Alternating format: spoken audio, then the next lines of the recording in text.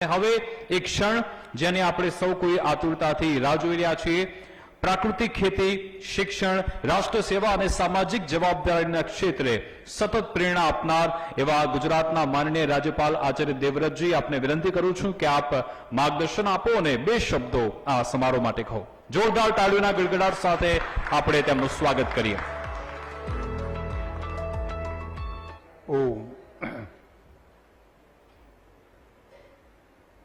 Gujarat first news channel Ahmedabad द्वारा आयोजित राष्ट्र निर्माण में सहयोगी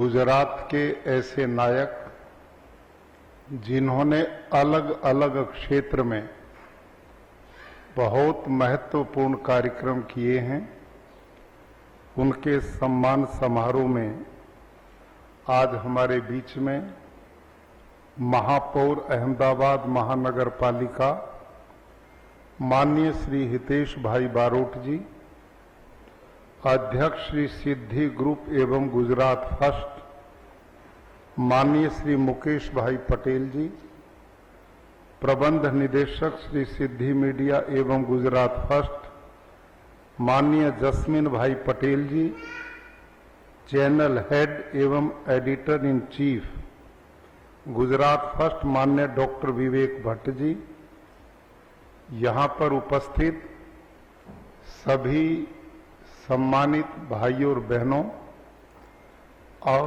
ऐसे हमारे बंधु जिनको आज हम विशेष रूप से, जिन्होंने अपने अपने क्षेत्र में इस देश और समाज को आगे बढ़ाने का काम किया और गुजरात के सम्मान को बढ़ाया, ऐसे सभी भाइयों और बहनों, सर्वप्रथम मैं डॉक्टर विवेक भट्ट जी को और उनकी पूरी टीम को बहुत बहुत बधाई और साधुवाद देता हूं कि जिन्होंने राष्ट्र निर्माण के उत्तरदायित्व को महसूस करते हुए आप जैसे जिम्मेदार और समाज सेवी लोगों से संपर्क किया और आज उनको विशेष रूप से सम्मानित करने के लिए इस आयोजन को बुलाया. आप में ऐसे लोग हैं जिन्होंने स्वास्थ्य के क्षेत्र में काम किया है, जिन्होंने कहीं पर्यावरण बचाने के लिए काम किया है, कोई प्राकृतिक खेती की दिशा में काम कर रहा है, कोई ऐसे स्टार्टअप जो नए नए आविष्कार करके आने वाली पीढ़ियों के जीवन को सरल बनाने की दिशा में काम कर रहा है. आप सबको मैं बहुत बहुत बधाई और साधुवाद देता हूं. देखिए, हम सबको परमात्मा की कृपा से ये मनुष्य जीवन मिला है. दुनिया बहुत बड़ी है, अरबों लोग दुनिया में हैं,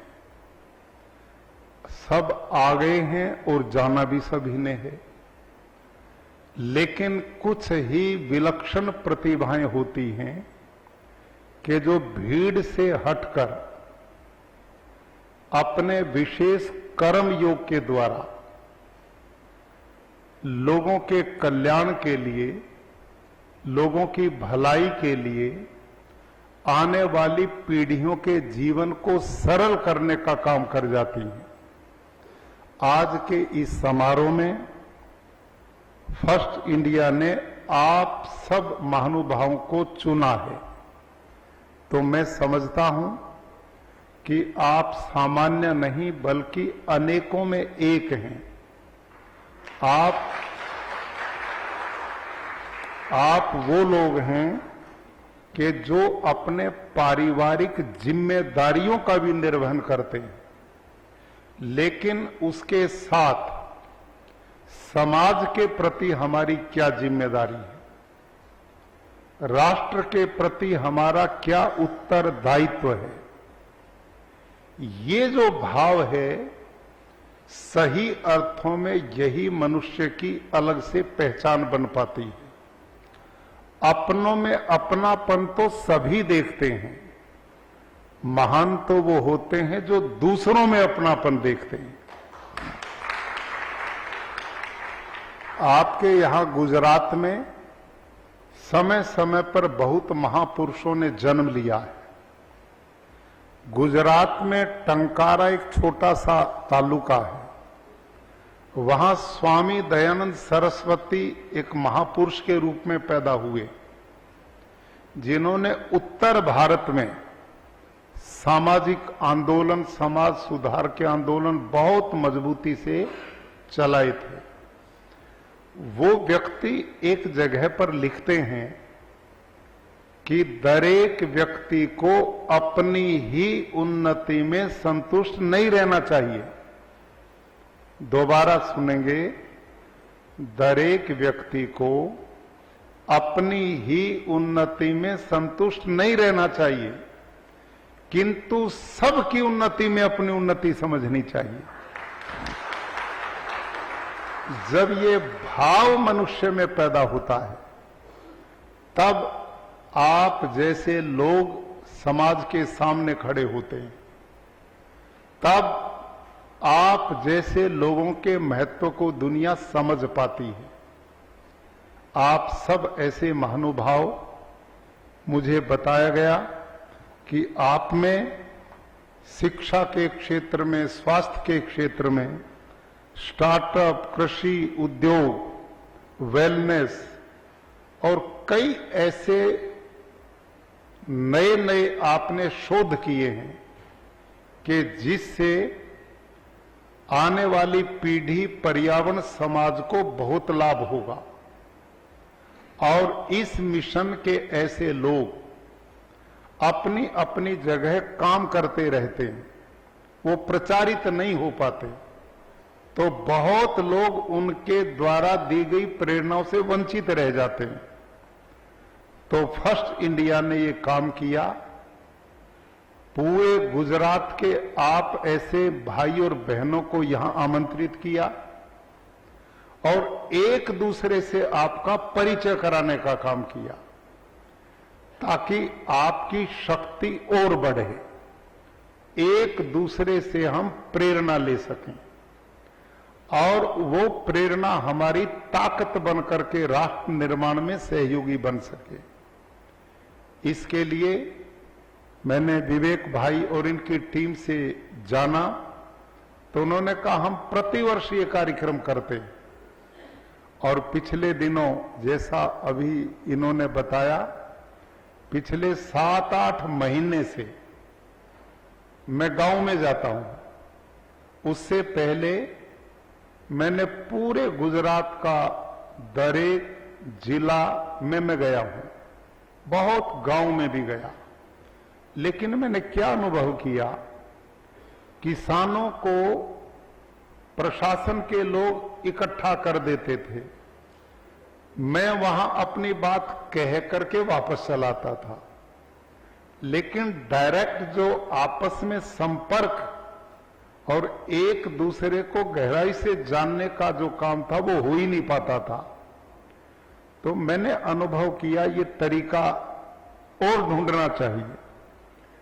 तो उसके बाद एक दिन मैं महात्मा गांधी की जीवनी को पढ़ रहा था, तो मैंने पढ़ के अनुभव किया महात्मा गांधी कोई बहुत बड़े वक्ता नहीं थे, लेकिन उनकी जो ताकत मैंने अनुभव कर पाया, वो लोगों के बीच में रहते थे, वो लोगों के सुख दुख में जुड़ करके रहते थे और उससे वो सबकी भावना को जानकर नया रास्ता चुनते थे। तो उस भाव को मैंने लिया। फिर उस समय जब भारत के वर्तमान माननीय प्रधानमंत्री श्रीमान नरेंद्र मोदी जी गुजरात में जब वो मुख्यमंत्री थे, तो उस समय उन्होंने एक नियम बनाया था कि एक रात गांव में लोगों के बीच में बिताने का। वो भी मैंने थोड़ा जाना और उसके बाद एक निर्णय लिया कि अब इस रास्ते को चुनेंगे जिससे लोगों के बीच में सीधा संपर्क हो सके। और वो तरीका ये बना कि मैं अब गांव में जाता हूं, वहां पूरा दिन जिस गांव को चयन करते हैं, दरेक तालुका में 268 तालुका हैं गुजरात में, अब मैं दरेक तालुका में जा रहा हूं, तो जिस तालुका का जो गांव हम चुनते हैं, तो हमारी प्रदेश सरकार सेवा सेतु के नाम से कार्यक्रम चलाती है, जिसमें ग्रामीण और लोगों की सुख के लिए अनेक योजनाएं चलती हैं। उन योजनाओं को बेचारा गांव के बहुत लोगों को पता ही नहीं है। कुछ ऐसे कम पढ़े लिखे लोग जो उन सुविधाओं को ले ही नहीं पाते। तो हमने पहला काम किया, जिस गांव में मैं जाता हूं उसमें पूरे दिन सेवा सेतु का कार्यक्रम हम चलाते हैं। सरकार के 22-24 जो डिपार्टमेंट हैं, उनके सब लोग वहां बैठते हैं। कोई लोगों के स्वास्थ्य की जांच करता है, कोई पशुओं के स्वास्थ्य की जांच करता है, कोई रेवेन्यू डिपार्टमेंट का है, कोई किसी का आधार कार्ड की समस्या है, किसी के राशन कार्ड की समस्या है, किसी को लाइसेंस बनवाना है, कोई भी किसी तरह की प्रॉब्लम है, तो बिना पैसे सीधे वहां बैठकर लोगों का रास्ता बन जाता है। अड़ोस पड़ोस के लोग भी गांव के प्रेरित होते हैं, उनकी समझ में आता है कि सरकार ने हमारे लिए क्या योजना चलाई जिनका हम लाभ उठा सकते हैं। और दिन भर जो पूरा कार्यक्रम सेवा सेतु का है, कितने लोग उसमें आए, किस किस ने क्या लाभ उठाया। रात को जब मैं लोगों से संवाद करता हूं, पूरे गांव के लोग आते हैं, मैं खाटला पे बैठता हूं, पूरे महिला पुरुष बच्चे पूरा ही गांव आ जाता, पड़ोसी गांव के भी लोग आ जाते हैं, हजारों लोग हो जाते हैं कई बार।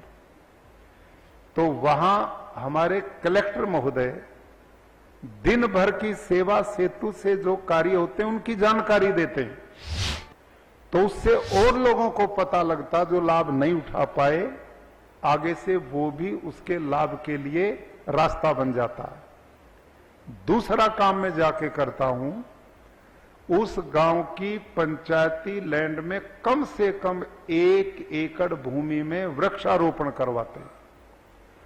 और वो वृक्षारोपण हम ही नहीं करते, जिस गांव में मैं जाता हूं एक परिवार को एक पेड़ से जोड़ता हूं और उनकी सूची बनती है, पेड़ का नंबर होता है, रजिस्टर लगता है, हर महीने में उसका वीडियो मंगाता हूं। कोई पेड़ मरना नहीं चाहिए, जो लगे हैं वो पलने चाहिए, ये सुनिश्चित करते हैं। ये अभियान हम चलाते हैं। उसके बाद मैं भी झाड़ू लेता हूं, गांव के लोग भी जुटते हैं, फिर हम गांव में स्वच्छता अभियान चलाते हैं, पूरे गांव में ये मिशन चलता है। और उसके बाद मैं उसी गांव के सबसे गरीब अनुसूचित जाति जनजाति के घर जाकर भोजन करता हूं, उनके बीच में बैठकर। समरसता का भाव, समाज वही जिंदा रहता जिसमें आपस में एकता होती है, नहीं तो टूट जाएगा, बिखर जाएंगे और माला का स्वरूप नहीं बन पाता। तो उसका मिशन भी ये रहता है। और उसके बाद मैं पूरे गांव के साथ संवाद करता हूं, बच्चों की शिक्षा पे, उनके स्वास्थ्य पे, संस्कारों पे, और नेचुरल फार्मिंग और पशुपालन, उसकी ब्रीड उन्नत कैसे हो, पर्यावरण कैसे बचे, इन बिंदुओं पर मैं लोगों को सचेत करता हूं और प्रश्नोत्तर भी होते हैं। और उसके बाद मैं उसी गांव के सरकारी स्कूल में रात को सोता हूं, वहीं मैं रात को विश्राम करता हूं, किसी के घर नहीं जाता, सरकारी स्कूल में रहता हूं। और सवेरे उठ के 5:45 बजे, उठना तो थोड़ा और पहले हो जाता है, 5:45 बजे हमारी योग की क्लास शुरू होती है। उसी स्कूल में पढ़ने वाले बच्चे बच्चियां, स्कूल टीचर, गांव के लोग 1 घंटा हम वो क्लास चलाते हैं। स्वास्थ्य का भी मिशन पूरा हो गया, पर्यावरण का भी पूरा हो गया, समरसता का भी पूरा हुआ, लोगों से भी जनसंवाद हुआ। और उसके बाद में फिर प्राकृतिक खेती जो उस गांव का व्यक्ति करता है, अब सौभाग्य से गुजरात में जो मेहनत हुई, इस समय 9 लाख किसान विधिवत हमारे पोर्टल पर हैं जो प्राकृतिक खेती करना शुरू कर चुके हैं। तो कोई गांव नहीं बचा। तो मैं उस गांव में किसान के खेत में जाता हूं और वहां जीवामृत कैसे बनता, घन जीवामृत कैसे बनता है, प्राकृतिक खेती कैसे होती, प्रैक्टिकल ट्रेनिंग वहां चलती है। वहां देखा अपने गाय का मैं दूध भी निकालता हूं, बैल होते तो हल भी चला लेता हूं। तो इन सब कर्मों के करने से वो जो खेडूत हैं, मेरा गवर्नर का रूप वो भूल जाते हैं। वो एक किसान के रूप में देख के खुल के मेरे से बातचीत करते हैं। और उसका परिणाम ये हुआ कि अब प्राकृतिक खेती का मिशन पूरे गुजरात नहीं, पूरे देश में एक जन आंदोलन बन गया है। माननीय भट्ट साहब एक कार्यक्रम में मेरे साथ थे और वहीं से इन्होंने बड़ा सहयोगी बन के इस मिशन के किसानों के बीच में गए, उनकी सक्सेस स्टोरी लेकर अपने चैनल पर दिखाई। तो इसके लिए मैं चैनल और इनकी टीम को बहुत बधाई देता हूं। ये कार्य मेरा नहीं है, सरकार का भी नहीं, ये हम सब के कल्याण का कार्य है। आज कितनी बड़ी चुनौती बन गई है, मैं लोगों को दिखाता हूं। आज इतना समय नहीं मैं आपको दिखा पाता, और मैं वो स्टोरी दिखाता हूं जो कुछ साइंटिस्ट ने मिलकर रिसर्च किए, जो बहुत चिंता में हमको डालते हैं। 105 ऐसी मां जिन्होंने बच्चों को जन्म दिया, उन सब माताओं के वो दूध का सैंपल जो अपने बच्चों को पिलाती हैं, अपना दूध, 105 सैंपल उन साइंटिस्ट ने लिए, लैब में लेके गए और क्या पाया? 105 में से 105 ही माओं के दूध में यूरिया मिला, डिटर्जेंट मिला, कीटनाशक पाए। एक भी मां नहीं बची, सिंगल भी। आज ये स्थिति हमारी बन चुकी है और मैं लोगों को बताता हूं और आपसे भी मैं पूछता हूं, जो थोड़ा 41 साल की एज के आप में लोग हैं, उससे पहले पूरे देश में कोई जानता नहीं था कैंसर किसे बोलते हैं, कोई जानता नहीं था डायबिटीज भी कोई चीज होती है, कोई ये भी नहीं जानता था कि पेनक्रियाज भी खराब होती है और किडनी भी बदली जाती है। और घुटने तो सोचो किसी के पिताजी ने बदलवाए क्या। ये सब बीमारियां कुल इस 30-40 साल की देन है। हजारों साल से सृष्टि बसी हुई है। न ये इतने हॉस्पिटल थे, न दवाइयों का ये कारोबार था। 100 साल तक लोग निरोग होकर के जीवित रहते थे। उसका कारण क्या था कि हमारा आहार बिल्कुल शुद्ध था, पानी ठीक था, पर्यावरण ठीक था। आज तीनों ही बर्बाद हमने कर दिए। आज पर्यावरण, ये रासायनिक खेती, विकास के नाम पर हमारे कारखाने, दुनिया भर के ये ऐसा प्रदूषण, आज हवा जो मैं और आप ले रहे हैं, सब ले रहे हैं, वो शुद्ध नहीं है।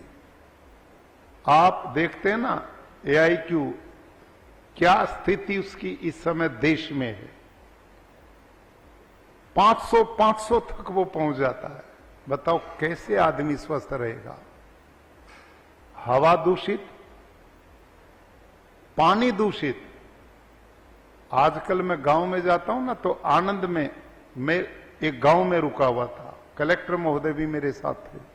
मैं जनसंवाद कर रहा था, लोगों को यही बता रहा था, भाई तुम जहर इतना मत डालो, इससे पर्यावरण दूषित हो गया।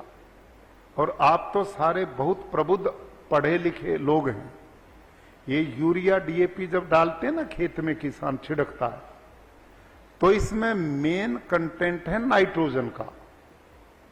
और यूरिया का नाइट्रोजन जब आकाश के ऑक्सीजन में मिलता है तो ऑटोमेटिक नाइट्रस ऑक्साइड नाम की गैस पैदा होती है। और nitrous oxide carbon dioxide gas से 312 गुनी खतरनाक है पर्यावरण के लिए। कोई बताता ही नहीं, कोई कृषि साइंटिस्ट नहीं बताता, किसी किसान को नहीं पता हम कर क्या रहे हैं। अब सोचो आप, करोड़ों टन यूरिया डीएपी खेतों में पड़ता है देश में, उससे कितना नाइट्रस ऑक्साइड पैदा होकर आने वाली हमारी पीढ़ियों में श्वास के द्वारा जहर हमारे शरीर में जा रहा, कोई सोचता ही नहीं। दूसरा नंबर, 40% के लगभग पौधा लेता है, जो तने से जाकर फल में जाता है, सब्जी भाजी में जाता है, अनाजों में जाता है। वो जहर कीटनाशक के रूप में, यूरिया डीएपी के जहरों के रूप में इनमें जाके जितने भी हम जो खा रहे हैं सब में स्लो पॉइजन आहार में जा रहा है। ये दूसरा। तीसरा, जब खेत में पानी किसान देता और ये जहर डालता है तो वो पानी के साथ मिलकर भूमिगत पानी में मिलकर नाइट्रेट पैदा कर रहा है। और ये घटना आश्चर्य में डालने वाली है। मैं आनंद के पास एक गांव में रात्रि में रुका हुआ ये सब बात लोगों को बता रहा था, बचो इससे। तो कलेक्टर महोदय ने मेरे को बताया, जो अब भी वहीं है, डॉक्टर प्रवीण करके, उन्होंने मेरे को बताया, साहब ये जो आपने बात बताई ये हमारे साथ तो बीत गई। उन्होंने कहा एक दिन एक गांव के कुछ किसान सरपंच मिलके मेरे पास आए। उन्होंने कहा नल से जल की व्यवस्था गांव में करिए, टंकी बनाओ पानी की। उन्होंने कहा नो प्रॉब्लम, पैसा खूब हमारे पास है, हम बनवा देंगे।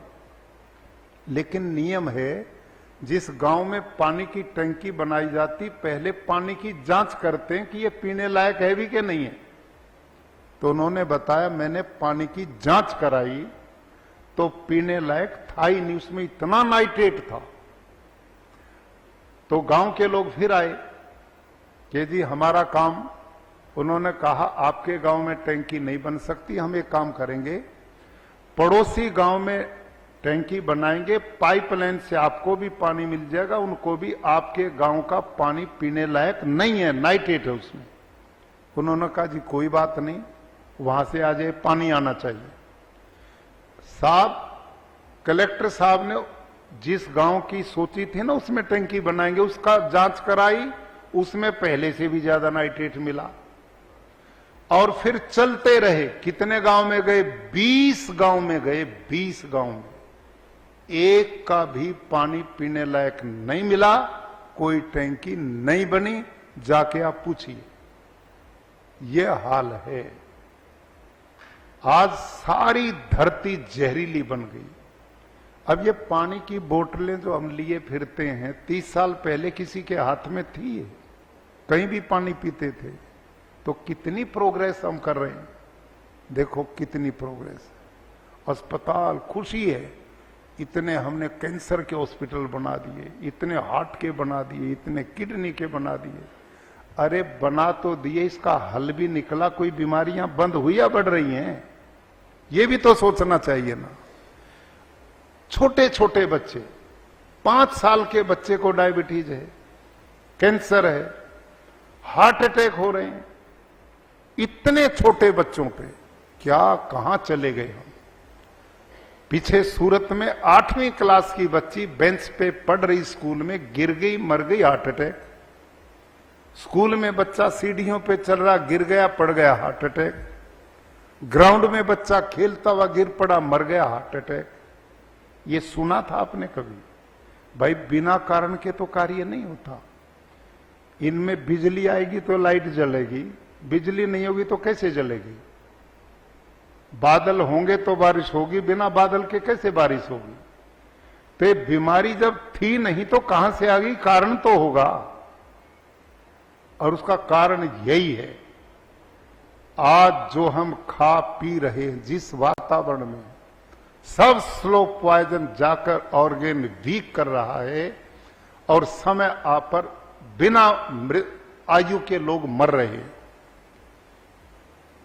इसका समाधान केवल एक ही है कि हम लोग सचेत हों, और आप जैसे जिम्मेदार लोग जो आज अपने अपने क्षेत्र में काम करते हैं, आप ही वो लोग हैं जो बाकी जनता का नेतृत्व करके इन सब चीजों से लोगों को सचेत करके दिशा दे सकते हैं। इस मिशन में गुजरात फर्स्ट ने एक बड़ी अहम भूमिका निभाई। बाकी चैनल और हमारे समाचार पत्र लोगों को अवेयर करें तो एक बहुत बड़ा काम हो सकता है। कितना बड़ा परिवर्तन आएगा। देखे कोने पे किसान बैठे हैं आपके बीच में, हरीश भाई ठक्कर, दर्शन दो एक बार, यहीं आके मिले, यहीं पहचाने मैंने। ये भुज के पास आशापुरा फार्म करके इनका खेत है, और ये छोटे किसान नहीं है, 400 एकड़ के किसान हैं, बहुत बड़े किसान हैं। और ये खेती कौन सी करते हैं? केवल फ्रूट और वेजिटेबल ओनली, जिनमें सबसे ज्यादा जहर पड़ता है, ये वो खेती करते हैं। मैं जब आया यहां गवर्नर बन के तो 6 ही महीने के बाद इनके खेत में गया तो इनके ट्रक उतर रहे थे, पेस्टिसाइड, यूरिया, डीएपी, इधर कमर पे पिट्ठू लदे स्प्रे चल रहे थे, खेत में बदबू चारों तरफ। तो मैंने मिले, इनके लोगों से मिला, प्यार से मैंने बात की, भाई ये जहर क्यों डालते हो? साहब इसके बिना काम नहीं चलेगा, खेती नहीं होगी। तो मैंने इनसे काफी देर बातचीत करने पे कहा कि आप सारी मत छोड़ो, थोड़े में करके देख लो। तो ये मान गए, भले आदमी हैं, बहुत सज्जन हैं, और इन्होंने उस थोड़े में प्राकृतिक खेती जो तरीका हम बताते हैं वो किया।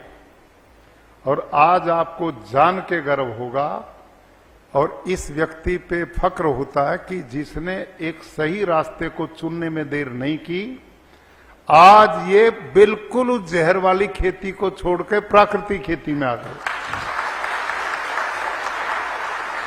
और इनके खेत में अड़सिया ढूंढने भी नहीं मिलता था, सूक्ष्म जीवाणु का तो मतलब ही नहीं था। आज ये छाती तान के बोलते हैं मेरे खेत में हाथ लगाओ, अड़सिया हाथ में आया। इतना अड़सिया पैदा हो गया। इनका जो फ्रूट ये बांग्लादेश तक भेजते हैं, इधर मुंबई हरियाणा तक इनका फ्रूट जाता, दिल्ली तक, वेजिटेबल भी जाती ट्रकों में। पहले जो रासायनिक खेती से करते थे उसकी लाइफ बड़ी थोड़ी थी, जल्दी सड़ता था क्योंकि उसमें जहर इतना था। अब इनके सब फलों की लाइफ जो बढ़ गई है, मिठास बढ़ गया है। इनसे कुछ चीजें तो मैं यहां से लेके मैंने हरियाणा में अपने खेत में जाके लगाई, ड्रैगन फ्रूट, कमलम, इनसे मैं लेके गया। केला जो हरियाणा में बिल्कुल नहीं होता, लेकिन प्राकृतिक ढंग से मैंने किया तो इनका दिया हुआ केला गुजरातियों से भी ज्यादा बड़ा हो रहा है, इतना बड़ा हो गया और इतना फ्रूट आता है। तो मतलब एक व्यक्ति का मिशन यदि सोच बदले तो कितना क्रांतिकारी होगा। और इन्होंने खुद मेरे को बताया, आपके बीच में ही ये बता रहे थे जी 1 करोड़ रुपए का यूरिया पेस्टिसाइड डालता था मैं खेत में एक साल में। क्यों साहब? ये देखो, अब वो सारा बच गया, अब उससे होने वाला पर्यावरण भी बच गया, धरती माता भी जहरीली होने से बच गई, इनकी धरती का ऑर्गेनिक कार्बन बढ़ गया, अब इनका उत्पादन भी बढ़ रहा है। खेत में इन्होंने गौ माताएं पाल के गौशाला बना दी है। इनका खेत कभी मौका मिले तो भुज जाओ तो जरूर देखना, प्रेरणा देने वाला है। तो ऐसे एक नहीं हजारों किसान गुजरात में मॉडल बना चुके हैं। ऐसे किसान जो 3 से 5 लाख रुपया प्रति एकड़ बचाते हैं, प्रति एकड़। और अब तो मेरे को जान के आश्चर्य हुआ, इस पिछले 6 तारीख को राजभवन में, लोक भवन में प्रति मास में एक मीटिंग करता हूं, जिसमें कृषि मंत्री होते हैं, कृषि विभाग होता है, सभी एग्रीकल्चर यूनिवर्सिटी के वाइस चांसलर होते हैं। और वहां हम पूरा 1 महीने का हमने कितना काम किया, कितना करना, इस पे लेखा जोखा बनाते हैं। हर महीने मीटिंग होती। उस मीटिंग में अब की बार शंकर भाई चौधरी गुजरात के विधानसभा के अध्यक्ष भी मैंने आमंत्रित किए। और उनकी कहानी क्या थी, बिल्कुल ऐसा ही मामला था जो हरीश भाई का था। मैं जब आया तो मैं उनके खेत में गया, रात को मैं खेत में ही सोया जंगल में, और मैंने उनको तैयार किया, आप ये जहर वाली खेती छोड़ो। वो सारे खेत में वही यूरिया, डीएपी, जंतुनाशक वही था। वो भी कहने लगे जी होगा कुछ नहीं, नुकसान हो जाएगा। मैं कहा नहीं, नुकसान मेरे खाते में डालना, फायदा अपने में आप करना शुरू करो। उन्होंने भी थोड़े हिस्से में शुरू किया, परिणाम इतना संतोषजनक हुआ, आप आश्चर्य करोगे। हरीश भाई, उनसे आप भी मिलना, ये प्रेरणा लेना। इस 6 तारीख को उन्होंने बताया 20-22 एकड़ उनका खजूर का खेत है, उसमें कितने उन्होंने 2.5 करोड़ का खजूर बेचा। ऐसा 2.5 करोड़ रुपए का खजूर, सोचिए आप। वो कह रहे मैंने कभी कल्पना ही नहीं की थी इतना हो जाएगा। ये प्राकृतिक खेती का कमाल है। दुष्प्रचार लोग करते हैं, इससे उत्पादन घटेगा, इससे भूखे मर जाएगा देश। साइंटिस्ट ने भी यो काम शुरू किया, यहां सारा देश का हाल श्रीलंका हो जाएगा। अरे श्रीलंका में तो लोगों को उनके भरोसे छोड़ दिया था, और वहां जैविक खेती का प्रचार किया। जैविक खेती ये नहीं है, मैं जिस खेती की बात करता हूं ये ऑर्गेनिक फार्मिंग नहीं है। जैविक खेती में उत्पादन नहीं मिलता, उसमें मेहनत भी कम नहीं होती, खर्चा भी कम नहीं होता। वो मैंने की है, वो कुछ नहीं है। ये नेचुरल फार्मिंग उससे बिल्कुल अलग है, वो आपका विषय भी नहीं है। मैं ज्यादा इस पे समय न लेते हुए इतना ही आग्रह करूंगा, जो यहां इस कार्यक्रम में बंधु भाई आए हैं, अलग अलग क्षेत्र में जो काम कर रहे हैं, आपको मैं बधाई देता हूं। लेकिन ये एक ऐसा क्षेत्र है कृषि का कि जो हर व्यक्ति से जुड़ा हुआ है, हर प्राणी से जुड़ा हुआ है। आज तो पशुओं में भी कैंसर हो रहा है, पशुओं में भी हार्ट अटैक हो रहे हैं। जब जीवन ही नहीं होगा तो ये कोठी बंगले किस काम आएंगे, ये लग्जरी कारें किस काम की हैं। हम सब के रिश्ते तब तक हैं जब तक हम जिंदा हैं, जीवित हैं। जब हम ही नहीं तो उसी दिन रिश्ते खत्म हैं। असली सुख तो निरोगी काया है, इसके द्वारा ही सब कुछ संभव होगा। और इसका तरीका, पर्यावरण बचना चाहिए, प्रकृति बचनी चाहिए, और इसमें सरल तरीका है इस जहर वाली खेती से मुक्ति। माननीय प्रधानमंत्री जी को हम साधुवाद देते हैं, उन्होंने अब प्राकृतिक खेती को गुजरात का देख करके हमारा सिस्टम, उन्होंने बहुत रिसर्च करा के निर्णय लिया कि यही देश और दुनिया को बचाने का तरीका है, और उन्होंने अब प्राकृतिक खेती को राष्ट्रीय प्राकृतिक कृषि मिशन बना दिया है। ये बहुत खुशी की बात है, और वो स्वयं हम सबको बहुत प्रेरित करते हैं। और इस समय गुजरात सरकार, मुख्यमंत्री, कृषि मंत्री सब पूरे मनोयोग से लगे हुए। आपसे एक ही निवेदन, जो शहरों से भाई बंधु, अब सरकार ने दर एक तालुका में, दर एक महानगर पालिका और बड़े शहर में 4-4, 5-5 ऐसे हाट बना दिए हैं जिसमें किसानों का प्राकृतिक सामान आ रहा है। आप वहीं से खरीदें और अपने बच्चों को वही खिलाओ ताकि बीमारियों से बचें। आप जब डिमांड करेंगे तो सप्लाई होगी, तो किसान भी आगे बढ़ेगा, आपका स्वास्थ्य भी बचेगा, पर्यावरण, धरती, पानी, गौ माता सब बचेगी। तो आज का ये कार्यक्रम बहुत ही आदर्श एक कार्यक्रम है।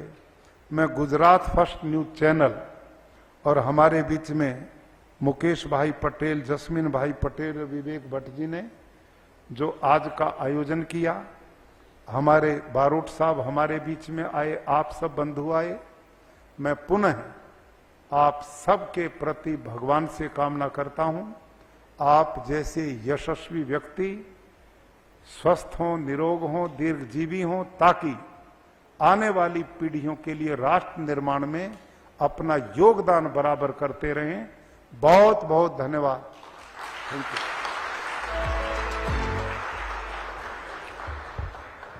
माननीय राज्यपाल श्री, આપના શબ્દોએ અમને વિચારવા મજબૂર કર્યા છે કે પ્રાકૃતિક ખેતી માત્ર એક ખેતીની પદ્ધતિ નથી, તે સ્વસ્થ સમાજ, સમૃદ્ધ ખેડૂતો અને સુરક્ષિત ભવિષ્યનો મજબૂત આધાર છે। અમને વિશ્વાસ છે કે સર આપનું જે માર્ગદર્શન છે અહીંયા ઉપસ્થિત સૌ કોઈ એના માત્ર ન માત્ર પ્રેરણા પરંતુ પ્રાકૃતિક ખેતીના આ સંકલ્પને જન આંદોલન બનાવવાની નવી ઉર્જા પણ આપશે। ફરી એકવાર ખૂબ ખૂબ આભાર આપના માર્ગદર્શન બદલ। જોરદાર તાળીઓના ગડગડાટ સાથે આપણે રાજ્યપાલ શ્રીને વધાવી લઈએ અને